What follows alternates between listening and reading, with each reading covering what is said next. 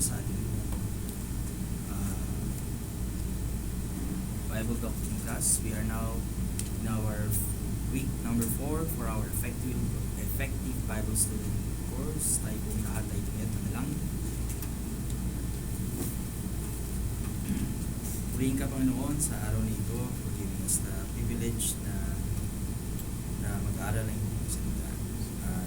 Bago ang lahat ay nais kong lapit ang aming mga sarili sa inyo para makalinisin kami sa aming karumihan, kaya hindi kami natawad sa aming mga kakamali. Magkaroon kami ng tamang puso, tamang isip, tamang mindset sa araw na ito. And that is to worship you and glorify you, magnify your name. At sa amin pong gagawin Bible Doctrine class, sa amin pong ika-4 na linggo na pag-aaral ay angat po namin na matuto sa inyong salita. Kaya nga po ang Banal na Espiritu nawa siya po mag-guide sa amin in all truth. Mabigyan kami ng wisdom to understand everything according to the Holy Scripture. Bless nyo nga po ang bawat estudyante na narito ngayon. At bawat isa ay magkaroon po ng commitment na gawin ang nangangapa for us to become an effectual Bible student, including myself. I myself am a student of your word. Ako rin po ay nag-aaral. Ako rin po ay kailangan ng kaalaman ng sa inyo salita. Kaya nga po kami bawat isa ay sama-sama sa isang layunin, and that is to study, to show ourselves approved unto you, a workman that needeth not to be ashamed, rightly dividing the word of truth. So bless nyo nga po at sanctify ang aming 4th week effective Bible student course. Kayo po ang mamuna sa mga isa. Ito po aming samang panalangin sa pangalan ni Jesus.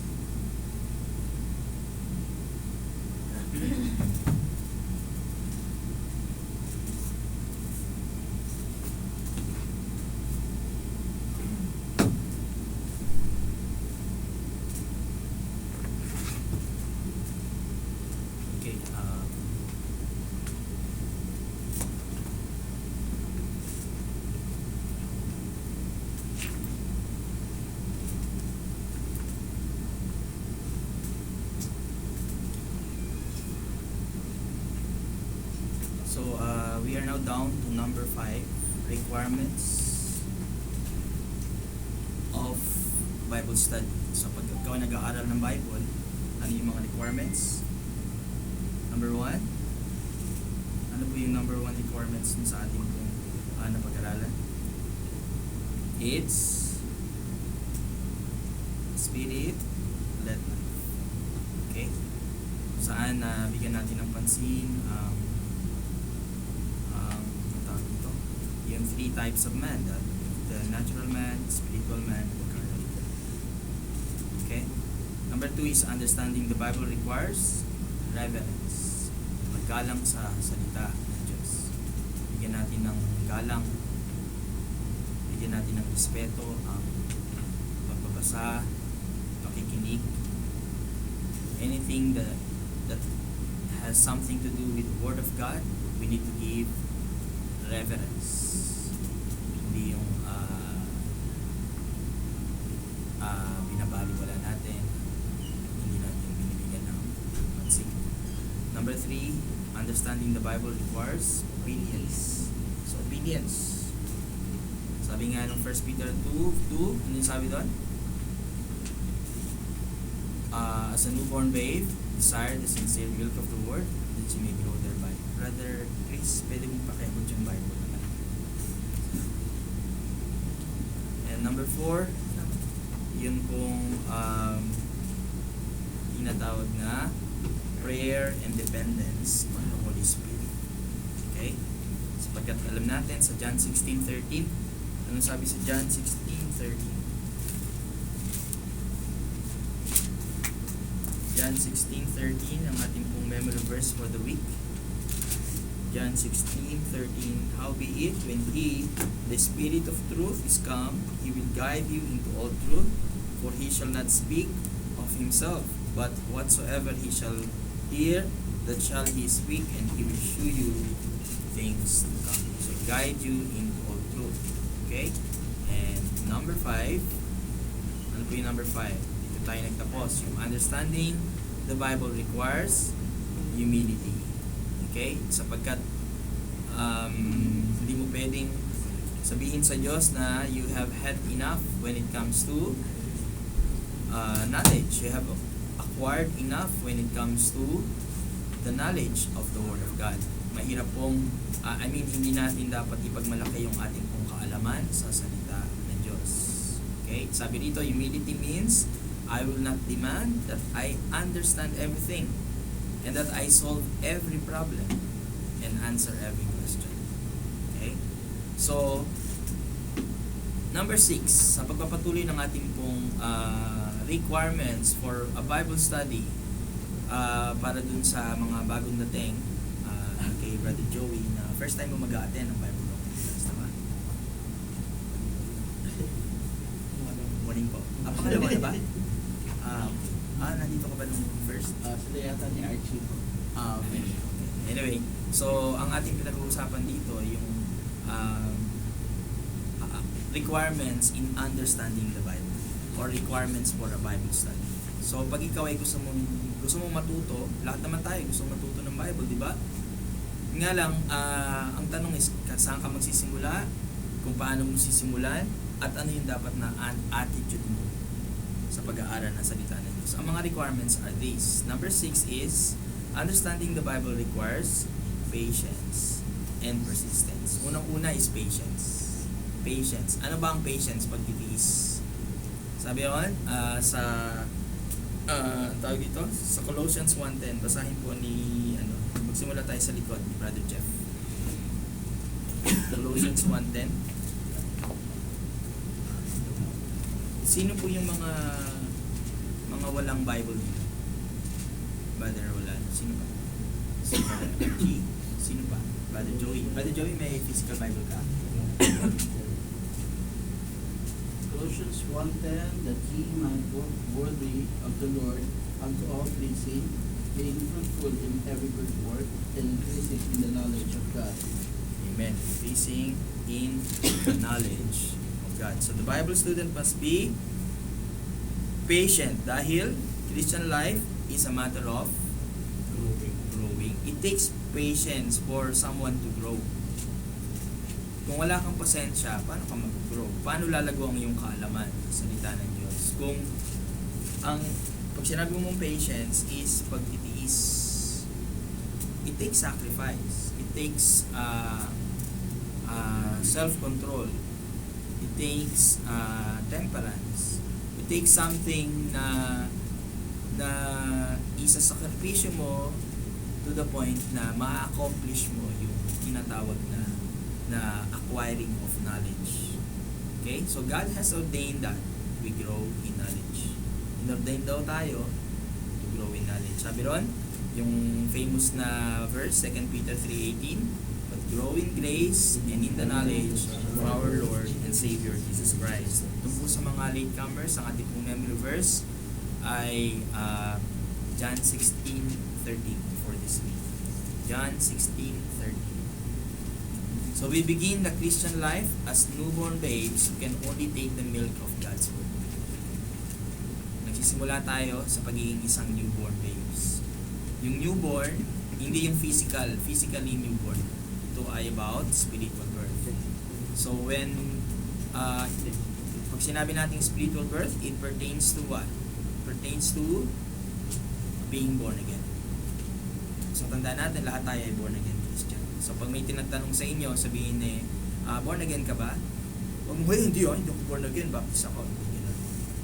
Hindi nyo naiintindihan yung word of born again. Sinabi mong born again, it is a relationship. Okay? Pag nagtanong sila, born again ka? Yes, born again po. Ako po ay born again Christian. Pero ang church ko ay baptist. Paano yun? Then that's the time you can start sharing the gospel of salvation. Okay? We progress to strong meat through broth. In Hebrews 5:12 to 14. Signee, Sister Yoni.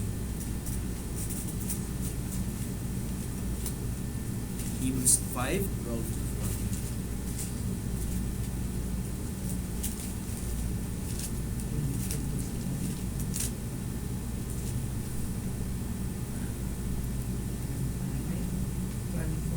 Hebrews 5. Growth is working. Hebrews 5:12. For the time ye ought to be teachers, you have need that one teach you again, which be the first principles of the oracles of God, and are become such as have need of milk, and not of strong meat. For everyone that useth milk is skillful in the word of righteousness, for he is a babe. But strong meat belongeth to them that they are full of age, even those who by reason of use have their senses exercised to discern both good and evil. Amen. Okay? So it's about progressing to strong meat. From milk to meat. Hindi ka pwedeng manatili sa pagiging milk. And this is God's plan both in the natural life and in the spiritual life. So the Christian life is a matter of growing, crawling, sliding, toddling, walking. Kita mo, diba, pag baybayan mo yung growth ng isang bata, mag-i-start siya from crawling, to sliding, to toddling, to standing, to walking, to running. Growing is imperceptible on a day-by-day basis. Okay? Araw-araw yan. What if yung means of your growth only happens every week? What if your means of growth happens every month? Or every year? Every 4 years. Or every anniversary lang? Di ba? Tinatawag natin sila mga anniversary members na darating lang kapag anniversary. Dun sa dating relihiyon, magcha-church ka lang kapag birthday mo. Pag may kasal, o pag may patay, may simbang gabi or kung ano man. Diba? Pero tayo, ang ating pong means to grow should take place every day. Para mas mabilis ang growth mo. So huwag ka magtaka kung ang isang mananampalataya ay nag-grow siya fast. Kasi every day niyang hinaharap ang Panginoon through Bible study. Kaya kailangan ng patience. Understanding the Bible requires patience. Okay? And persistence. Pag sinabi nating persistence, we're talking of a daily basis. Okay? Sabi sa John 15:1-2, I am the true vine, and my Father is the husbandman. Every branch in me that beareth not fruit, he taketh away. And every branch that beareth fruit, he purgeth it, that it may bring forth more fruit. Okay? So, sa plant kingdom, ang growth is not steady. Kailangan ng resting, kailangan ng pruning. Okay? So, ganun din sa ganun din sa ating spiritual growth. The same is true for the Christian life. We must submit to the Lord's pruning. Para saan ang pruning? Bakit pinuprune? Para lumago ng straight. Their fruit. Lumago daw ng straight. Yeah. Ano yung pinaka-ultimate goal? Is to Grow more branches bear fruit. and bear fruit. Okay? Ang pruning, ang purpose ng pruning is for you to bear fruit. Pinuprune ka.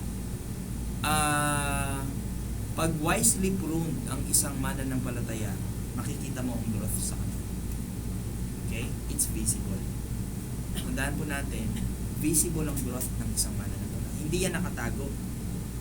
Makikita yan, magmamanifest yan sa buhay natin kapag ang isang mananampalataya nag-grow. Kung dati ikaw kung dati ikaw ang gusto mo lang is every Friday ka lang nagbabasa ng Bible, dumating ka na sa point na nagkaroon ka na ng desire, ng zeal na magbasa ka na every day. That's part of growth. And that is visible. Pero ano man yung, kumbaga nag-i-start yan from Bible study. Everything starts with Bible study and prayer. Tandaan po natin yan.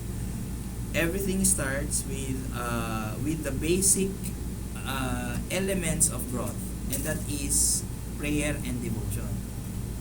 And prayer and devotion has something to do with communicating with the Lord who provides you understanding, who provides you spiritual discernment.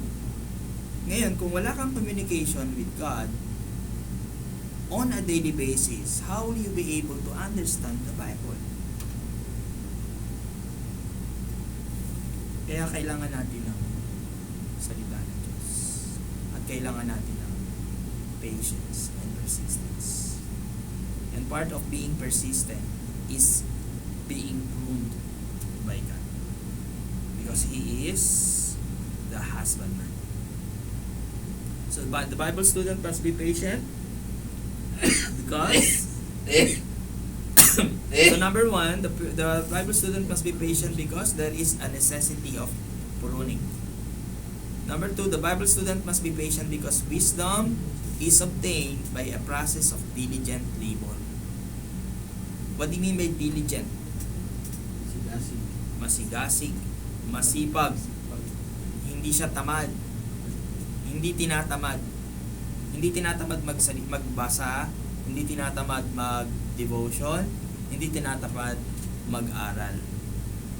Yung ba nga, may assignment ako, tinatamad ako, ayokong mag-memorize, ayokong mag-review, ayokong basahin ng review questions, pero masipag ka sa ibang bagay. Yun yung problema. Tinatamad ka sa salita ng Diyos, pero masipag ka sa kamunduhan. We must seek wisdom as men of this world seek riches. Kung gusto mong yumaman, anong gagawin mo? You seek something to make you rich. And we must be as diligent and patient in our pursuit of wisdom. Ganun din sa pag-aaral ng salita ng Diyos. In our pursuit of wisdom, kailangan natin ng diligent and patient. Diligence and patience. Okay? Proverbs 2, 4, and 5. Si Brother Chris.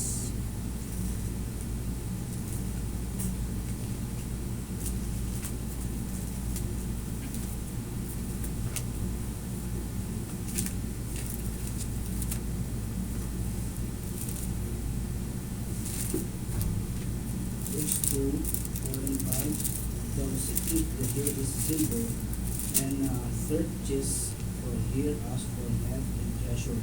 5. Then shalt thou understand and the fear of the Lord, and find knowledge of God. Okay? Inalintulad kasi ang pag-seek ng wisdom mula sa Diyos, yung parang naghahanap ka rin ng silver at naghahanap ka ng mga hidden treasures. Inalintulad siya doon sa pursuit of wealth ng isang tao. Na kung talagang gusto mong yumaman, kailangan maging diligent ka and patient in that pursuit. Ganon din sa salita ng Diyos. Kung gusto mong maging mayaman ka sa kaalaman sa salita ng Diyos at maintindihan mo ang kanyang salita, you need to be diligent and you need to be patient. Okay? Ano pa? Number 3, the Bible student must be patient because the Bible is simply what? The Word of God. The very Word of God. And it is a serious and an infinite book. Sabi ni R.A. Torrey, it is clear that there must be difficulties for us in a revelation such as the Bible. Diba? Do you find Bible easy or hard to understand? Initially, nung time na kakaligtas mo lang tapos wala ka pang alam sa Bible, na di ba you find the Bible so hard to understand, especially ipiniresent sa iyo ang KJV Bible na ang lalim ng English, di ba? Pero as days went by, as time passed by, binigyan ka ng understanding ng Diyos at naintindihan mo ngayon yung mga verse, ano yung mga meaning nun, di ba? Hindi ka na natili doon sa ang alam mo lang yung John 3:16 na nadagdagan mo na. Di ba? Nadagdagan mo na yung mga verses na naiintindihan mo kung ano yung kahulugan. Kasi binigyan ka ng wisdom. Okay? Sabi, if someone were to hand me a book that was as simple to me as the multiplication table and say, this is the word of God, in it, He has revealed His whole will and wisdom, I would shake my head and say, I cannot believe it. That is too easy to be a perfect revelation of infinite wisdom. What do you mean by this? Ano ang gustong ipa-realize ni R.A. Torrey sa atin?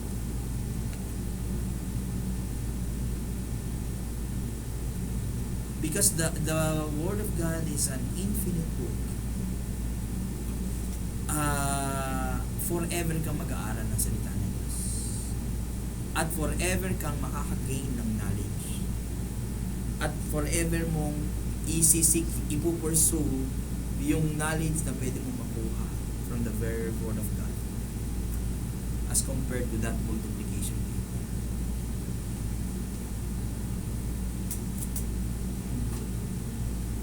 Okay? Sabi, things hard for the beginner to understand, and the wisest and best of us are but beginners. Mag-i-start tayo as beginners. Kaya huwag kayong huwag kayong manlumo kapag yung ang hirap naman pag-aralan to. Huwag ganon. Huwag kayong mawalan ng pag-asa. Huwag mong sabihin sa sarili mo na I cannot really comprehend. Hindi ko talaga maintindihan ng Bible. Kahit anong gawin ko. No. You have to understand na magbibigay sa iyo ng understanding is the Holy Spirit in you. Yun ang ating memory verse. The Holy Spirit will guide you into all truth. Okay? Next, the Bible student must be patient because we live in a body of death in a groaning world. Romans 7:24. Yes, so bago tayo patuloy, regarding sa sinabi niyo na last, na the Holy Spirit that will reveal and guide you to understand the Bible. Is it also possible na gamitin din ng Holy Spirit yung ibang tao to assist you or to guide you in understanding it as well? Yes po. Like yung mga teachings from the pastors, Yes, preachers. Yes po. Natatanda mo dun sa Ephesians 4:11, sabi niya, yung mga gifted men, anong purpose ng gifted men? Number 1 is for the perfecting of the saints. Part of perfecting of the saint is the spiritual growth. Growth in the grace and in the knowledge. So, ang talagang gagamitin ng Diyos with the guidance of the Holy Spirit are the pastors or the teachers, the evangelists, the apostles, all of these gifted men para ikaw ay mag-guide into all truth. Sabi nga po, di ba, iba-ibang tao din. Kaya hindi- Iba naman ang capacity to learn. Yes po. Yung perception. Hindi, ano yan kasi may mga Kristiyano na hindi pa rin naaalis sa sarili niya yung magdepensa sa sarili niyang knowledge, sa sarili niyang opinion, o sa sarili niyang haka-haka or anything without even consulting from the gifted men na ibinigay ng Diyos, authorized para magturo ng salita ng Diyos. Kaya hindi tayo dapat basta halimbawa nakabasa ka ng commentary, nakabasa ka ng intellectis, tapos bigla mong inabsorb, hindi mo alam niyo po, all of us are responsible sa ating pong ina-absorb na doktrina. Pag meron kayo hindi naiintindihan, you have to ask. Okay? Halimbawa, kung meron kang nabasa na ganito, kaya nga hindi tayo dapat basta nagbabasa. Maganda na may mga ganito tayo. Instead na nagbabasa lang kayo sa Google, sa website, tapos hindi nyo man lang kinokonsult kung tama ba itong binabasa. Okay? Ganon din sa ating mga devotion, sa ating pagtuturo. Kaya nga kailangan ma-review yan para na sa ganon yung ating pong pinipreach o tinuturo ay according ba dun sa doktrina na ating pong pinaniniwalaan dito sa church na to. Okay? Ano pa? So we are much affected by our physical condition and environment. Okay? Kaya maganda na mag-aral tayo ng salita ng Diyos regardless of our nature. because we are living in a growing world. Kailangan bigyan natin ng importansya ang salita ni Diyos sa lahat. Okay?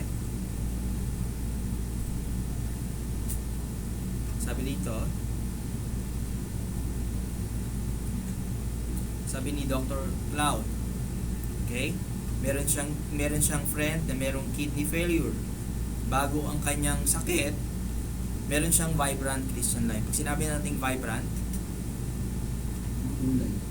makulay, lively. Ganon, di ba? So, nagme-memorize siya ng mga books of the Bible, ng scriptures, yan ang kanyang delight. Pero after ng illness niya, kahit patuloy siya nag-aaral ng salita ng Diyos, it only mocked him. Bakit? Kasi sabi dun sa Psalm 119:83, "For I am become like a bottle in the smoke, yet do I not forget thy statutes." Okay? Darating tayo sa time na tulad ng na-experience si David. Okay? Pero sabi doon, "Yet do I not forget thy statutes." Kahit dumating ka, kaya hanggat maaga pa, hanggat bata pa tayo, hanggat kaya na natin mag-memorize, is mag-memorize tayo. Dahil pag dumating ang time na tumanda tayo,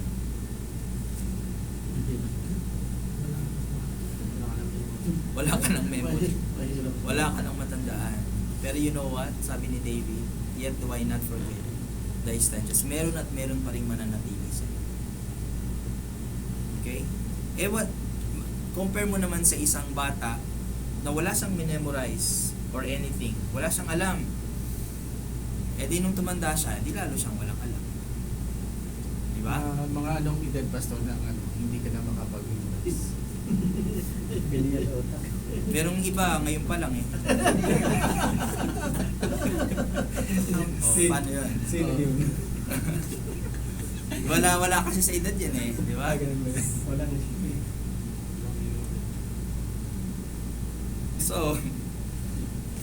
So sabi dito, even if Bible study becomes monotonous and discouraging. Pag sinabi natin ang Bible study ay monotonous, paulit-ulit na lang, alam mo yun?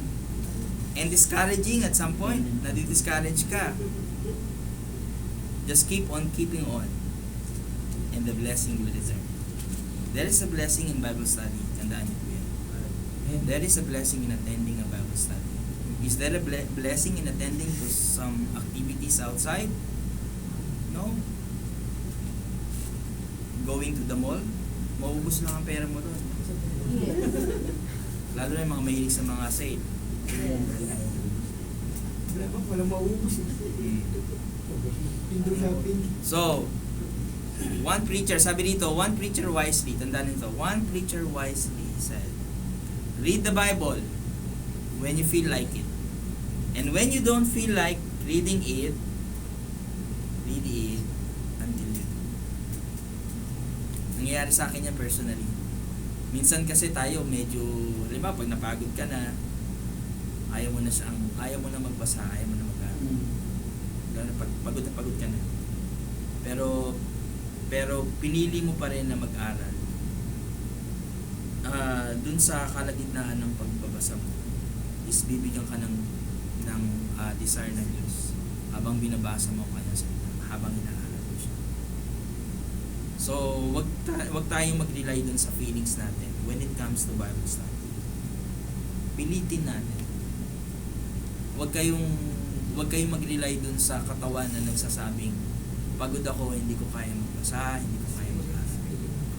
We have to be patient and diligent and persistent.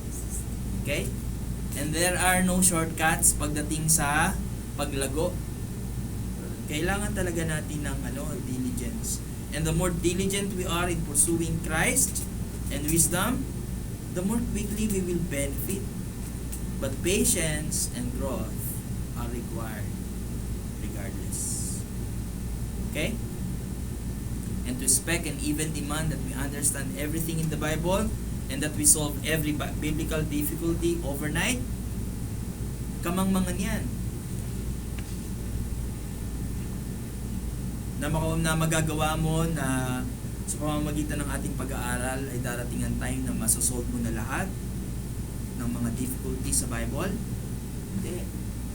It is a lifelong process of learning. Okay?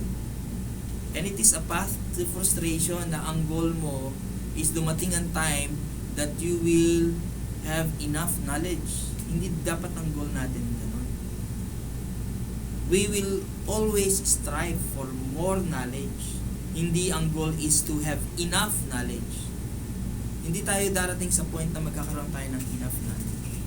Pag ganyan ang principle ng isang pastor, pag ganyan ang principle ng isang Bible student, magi-stop siya after some time. Bibigyan niya ng taning sa kanyang sarili. After 5 years, I will stop learning the Bible because by 5 years time, I will have had enough knowledge. Okay. So the Bible is an infinite book and we will continue to learn from it, sabi ron, forever. Kahit sa millennial reign of Christ, ang pag-aaralan natin doon ay ang kanyang salita. Mag-aaral at mag-aaral tayo about the knowledge of God forever. Number 7, understanding the Bible requires a good church. Bakit kaya kailangan natin ng isang mabuting church? 1 Timothy 3:15, but if I tarry long, that thou mayest know how thou oughtest to behave thyself in the house of God, which is the church of the living God, the pillar and ground of truth. Natandaan niyo yung sermon doon sa Yanbu anniversary? How to behave yourself in the house of God. Paano ba i-behave ang sarili mo? Kasi ang church ay binigay as the pillar and ground of the truth. Sabi ron, and He gave some apostles, and some prophets, and some evangelists, and some pastors and teachers for the perfecting of the saints, for the work of the ministry, for the edifying of the body of Christ. So number 1 truth about the church, it is the pillar and ground of truth. Number 2 truth about the church. Church has gifted man who can help you grow, yun yung perfecting of the saints, who can help you become part of the ministry of the church. And number 3, who can help you what? Edify one another as part of the body of Christ. Sabi sa Hebrews 13:7, remember them which have the rule over you, who have spoken unto you the word of God, whose faith follow, considering the end of their conversation. Sino yung mga nagro-rule over you? Ang tinutukoy dito, yung leader of the church. Sabi dito, he that hath an ear, let him hear what the Spirit saith unto the churches. Sino yung mga churches? Ito yung 7 churches sa Revelation. Kung ano daw ang sinasabi ng Espiritu sa mga churches na ito. So the church is the institution God has ordained to be the pillar and ground of the truth. The natin truth is the church main business. Truth is the church main business and nothing but the truth. Truth comes from the Word of God. We don't rely on opinions. We don't rely on gossip. We don't rely on any speculations. We don't rely on anything other than the Word of God. It is the house of God where God's people are to be protected. Protektahan ka from what? Ano yung ating napag-aralan last time? Protection from false teachings. Nurtured. Pag sinabi ng nurtured with the Word of God, from milk to meat. Educated. Pag sinabi nating educated, sa 2 Timothy 2:15, study to show thyself. Paano kaya educate? Anong klaseng education? Sabi ron, rightly dividing the word of truth. That is the part of the education that you should have in every Bible study. And equipped. Equip, yung ating napag-aralan last time as part of the sermon, to be rooted built up in Christ and established in the faith. Okay? So, sa bahay daw ng Diyos, nandyan ang mga tao niya na protektado, na binigyan ng sustansya at educated. Ano yung educated? At tinuruan at ginawang matatag sa kanyang Christian life. Yan ang part ng church. And to that institution, He has given ministry gifted men for the edification of the saints. And it is necessary for the child of God to benefit from this ministry. The ministry of teaching, the ministry of education, the ministry of nurturing, the ministry of edifying. At pag ganyan ang church mo, at nakuha mo lahat ng ito, gagamitin ng church mo for you to what? To personally grow. Diba? Sana nakikita niyo yan as a blessing kapag ang isang church is ganyan. Kapag ang mandate ng church is to educate people. Okay? Is to edify, is to equip, and to nurture. Hindi kalooban ng Diyos para sa isang Kristiyano na maging isang island. Sabi, no man is an island. Hindi mo pwedeng sabihin na ako ay nag-grow on my own.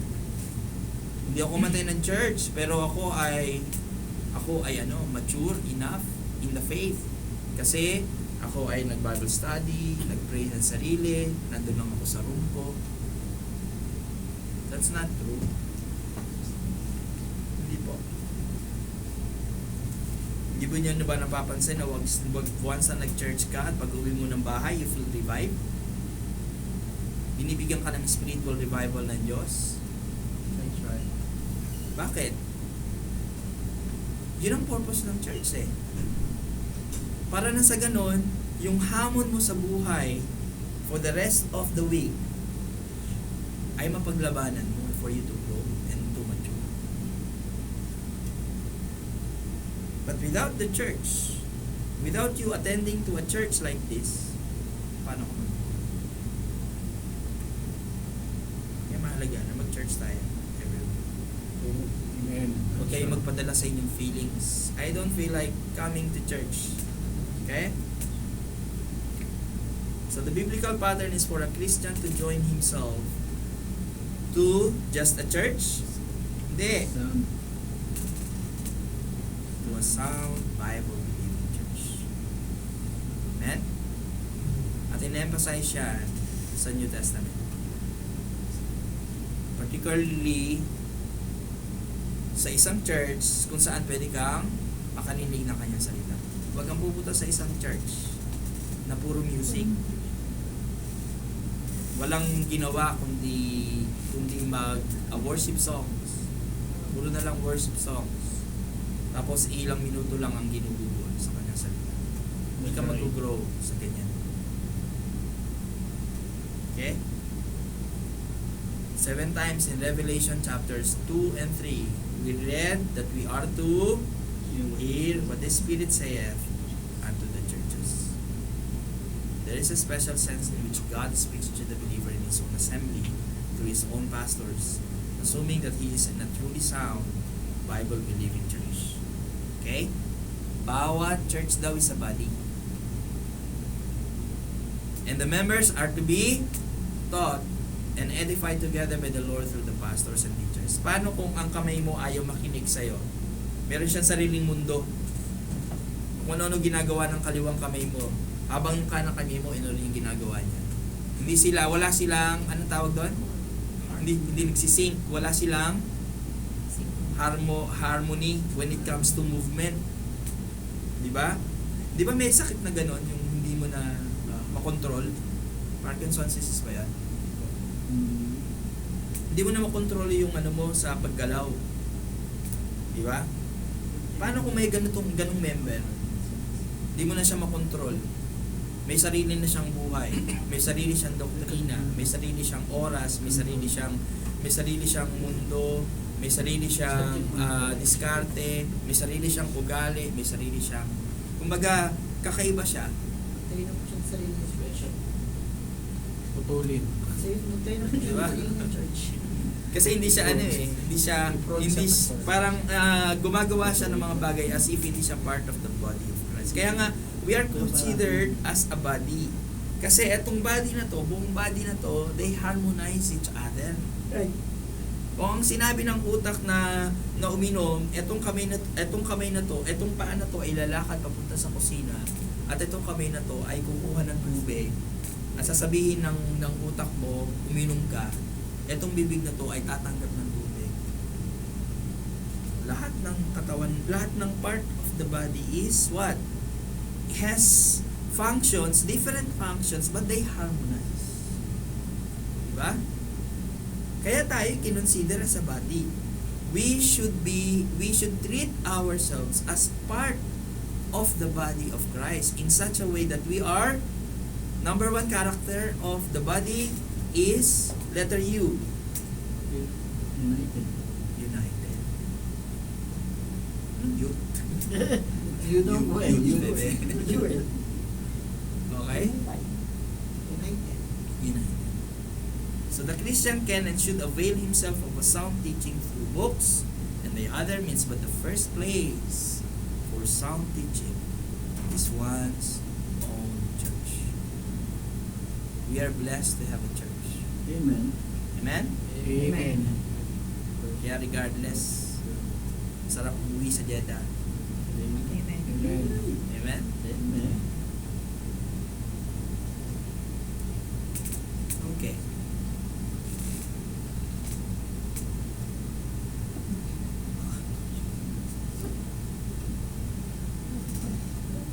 So we need to be passionate about seeing good churches started.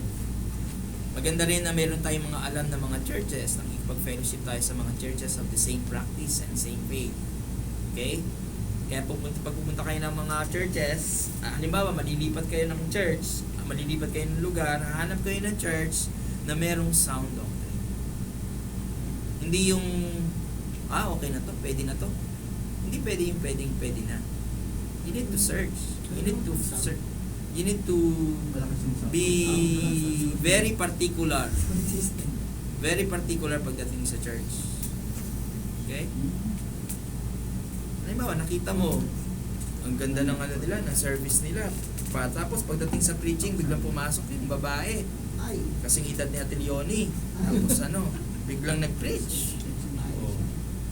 Gusto mo ba yan? And lastly, you must have the right Bible. Kung meron ka ng good church, meron ka pang right Bible, at meron ka pang mga character na dapat na meron ka, you will be able to understand the Bible. The right Bible. Okay? Sabi dito, sabi ni Dr. Cloud, ayaw niyang mag-dig deep or to put into details yung part na to kasi meron tong ibang section kung saan pwede nating pag-aralan why King James Bible. Bakit kailangan nating maniwala sa King James Bible? But anyway, the only Bible we recommend in this church is the King James Version. And every believer should have a basic understanding of this issue. Why we hold to the King James Bible. Okay? You can go to their site, sabi ron, why we hold to the King James Bible. The wrong translation will lead the student astray. Hindi tayo basta-basta gagamit ng ibang version tulad ng NIV. NIV has too many verses omitted. Marami silang mga inumit. Bakit? The purpose of omitting is to suit kung ano yung doktrina nila. Yes. Okay? And that is kabilin-bilinan ng Diyos sa Revelation 22. Ano sabi doon? Na wala kang idadagdag at wala kang ibabawas. Basahin natin. Revelation Revelation 22. Sabi dito, verse 18 and 19. Sabi dito, For I testify unto every man that heareth the words of the prophecy of this book. If any man shall add unto these things, God shall add unto him the plagues that are written in this book. And if any man shall take away from the words of the book of this prophecy, God shall take away his part out of the book of life, and out of the holy city, and from the things which are written in this book. Kaya walang dagdag bawas sa salita ng Diyos. Amen? At karamihan sa mga translations, especially the modern Bible versions, are the Bibles of the quotes. Sabi nga nung aming senior pastor sa Dubai, any other translations are devil's Bible. Bakit?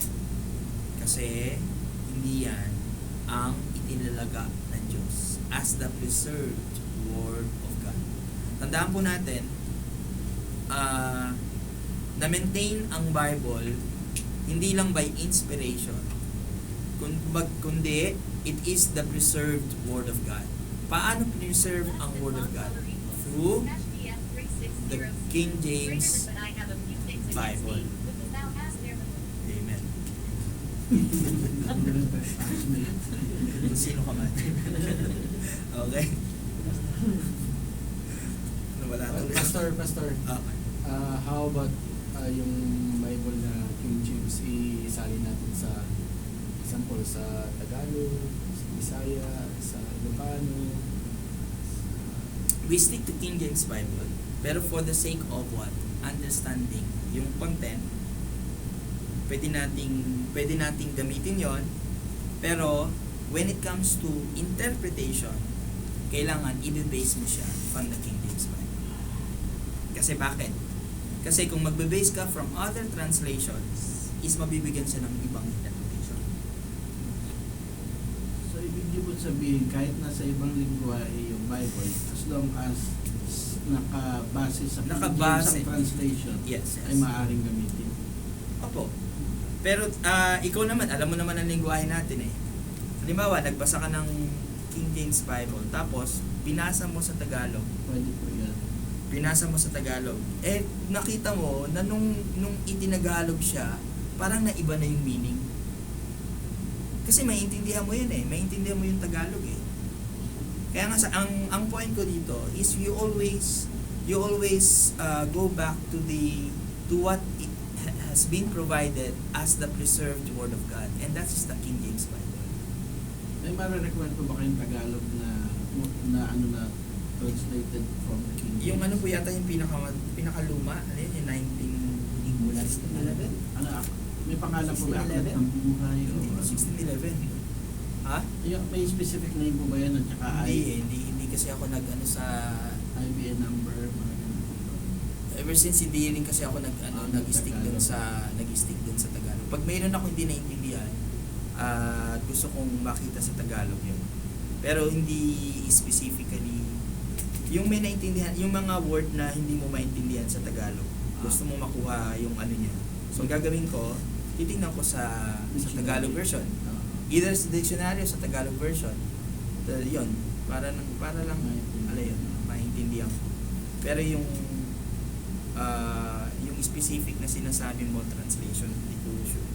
Meron din po lumabas na bagong King James, pero inalis lang yung archaic words, like thou, mga ganun, hath, reliable din. New King James Bible? Yeah, sinabi nila, it's based on the King James Bible, 1611 din, but ang ginawa lang nila is yung mga archaic, yung mga lumang malalalim na English ay pinalitan lang ng modern. Like thou, ginawa nilang you, yung hat, ginawa nilang has, mga ganun po, or hat. Do you think trustworthy din yung translation? What do you think? Kasi we cannot deny also na may mga tao talaga din na hindi naman well-versed sa English or any other language other Hindi ko than kasi their ang mother purpose tongue. lang doon. Ang purpose lang nun is baguhin yung thou sa you, o die sa you, or dying sa Mga chastening, o mga chasten, ganyan. gawin chasten lang. Ano yun eh? For for the convenience of man, gagawin mo yun. Pero in a strictest sense, stick pa rin tayo dun sa kung ano yung ginawa. Kasi alam ko the very purpose kaya ginawa yun is para maging convenient sa mga tao. Wala naman daw inumit ng mga verses ano. Basta based talaga sa King James, yun lang ang binago. So pag nag-memorize ka, aalisin mo yung mga yun. Halimbawa, sanctify, study to shew yourself approved unto God, a workman that needs to be ashamed, rightly dividing the word of truth. Parang sa Proverbs din po yung Proverbs 10:5-6. Trust in the Lord With all your heart. with all your heart If it's the thine, with all your heart and lean not unto your own understanding. Tanungin natin si Bridget. Sabi, basta ang final lahat, ano natin, ito ang sinasabi ng yan yung binasa na Revelation. Hanggang, tsaka alam niyo mga kapatid, ang pag-aaral ng Bible, naiintindihan natin yan sa guided by the Holy Spirit. Regardless kung kumari nga, ang nasira mo, taga-bundok, hindi nakapag-aaral. Sa pamamagitan ng gabay ng Banal na Espiritu, maintindihan mo yun. Sapagkat ang wisdom ng pag-aaral ng salita ng Panginoon, hindi naman galing sa atin. Hindi yan ay galing yung ministry ng Banal na Espiritu. Pero for the sense of conversation, dahil siguro kung nasira mo, Ilocano, parang mag-Ilocano. talagang zero English. Ayun, Di doon ba, papasok. ginagamit naman natin ng Tagalog? Pakibasa nga sa Tagalog. What is the purpose? Yun nga po, yun What nga is the po. purpose? Para maintindihan. Ano ba ang purpose ng speaking in tongues? Yeah. Para maintindihan ng mga ano. Ganun din. Same principle. Para maintindihan ni Brother Joey kung siya ay Hapon. Sasalita tayo ng Hapon. Diba? Bisaya. Pero ano ba ang tinuturo natin sa kanila? The very doctrine of salvation. Kung masyado kang stricto sa King James Bible, Hapon na nga siya, tapos nag-King James Bible mo siya. Hindi, di ba? So, ganun, is spiritual discernment ang tawag dyan. Bibigyan ka ng spiritual discernment ng Diyos on how you deliver the message. Kung kailangan mo mag-Tagalog, mag-Tagalog ka. Halimbawa, ang ating mga audience dito lahat ay hindi marunong mag-English. Eh di, mag-Tagalog ka. Hindi yung ipapakita mo na English speaking ka, pagkatapos ng preaching, mga ano daw, lahat nakita mo, puro dugo yung nag-nosebleed lahat. Tama, we are all guided by the Holy Spirit. Okay? I don't think it's necessary para gawin yung part na yun. Kung naturuan ka naman na ang die ay you, ang thine ay you, ang thou ay you, di ba? It's not necessary na baguhin ang English. No, I'm not suggesting na baguhin it all. What I'm asking only is yun nga, there are individuals na talagang Siguro they Hindi prefer. well-versed They talaga. prefer. Siguro preference nila yun. Pero in this church, we still stick dun sa King James. Amen? Okay? That ends our lesson 11:02. We start tayo ng 11:15. Any more questions? Sana na-record natin. Yes, na-record po natin. Last time naputol eh. Okay, ano pa po? Meron pa po tanong? Ating memory verse for today is John 16:13. John 16:13. Dagdag niyo po sa inyong compilation. Let us all stand up and pray.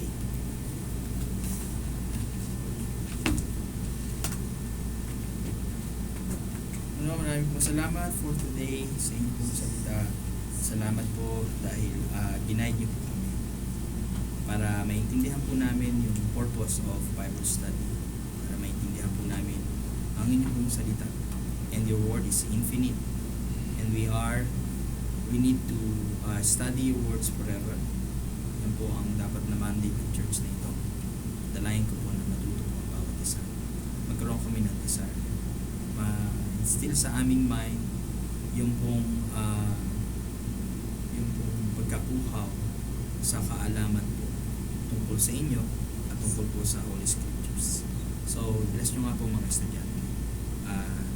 Bless nyo din po ang mga susunod na part ng aming mananabahan sa inyo at kayo po may taas. Thank you Lord for your guidance. Tawad po ano mga po kayo po sa lahat. Po aming samad pa na natin sa pangalan ni Jesus. Amen. Amen. Salamat po. Tayo sa lamin.